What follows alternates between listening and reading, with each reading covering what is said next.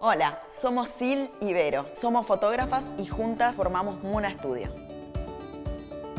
Cada una hizo su camino en la fotografía hasta que decidimos fusionarnos con un solo objetivo. Tener una rápida salida laboral que reúna las cosas que más nos gusta hacer. Disfrutamos trabajar con todo tipo de personas y ver cómo se transforman a través de la cámara. En este trabajo aprendimos que usando la creatividad se pueden resolver ideas de forma fácil y efectiva. Nos gusta el proceso detrás de cada foto sin perder el objetivo, que es la venta. Nos resulta increíble que nuestras imágenes puedan ser útiles alrededor del mundo para creativos y diseñadores. Nuestros clientes son Reader Digest, Clarín y Washington Post, entre otros. Pueden encontrar nuestras producciones a lo largo de los principales bancos de imágenes, entre ellos iStock Photo, Shutterstock, Fotolia y más.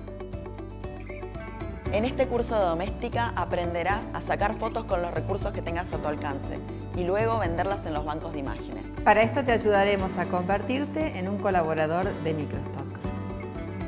Para comenzar, nos vamos a presentar y contarte un poco nuestras influencias.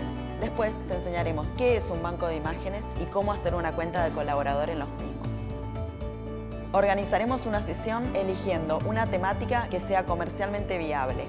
Aprenderemos a seleccionar modelos y locación de acuerdo a la temática elegida, siempre teniendo en cuenta los recursos que tengamos disponibles, aspectos claves como la luz natural, la expresión y las poses de los modelos, el vestuario, el maquillaje y los props.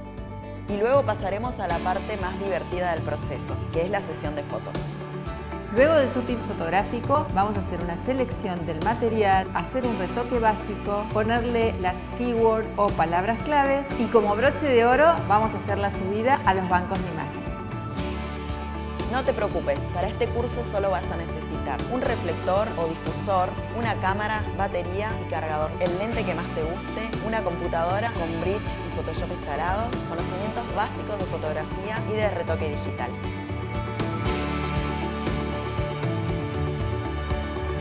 Si estás buscando una oportunidad para hacer crecer tus ingresos, podrás convertir un hobby en un trabajo profesional.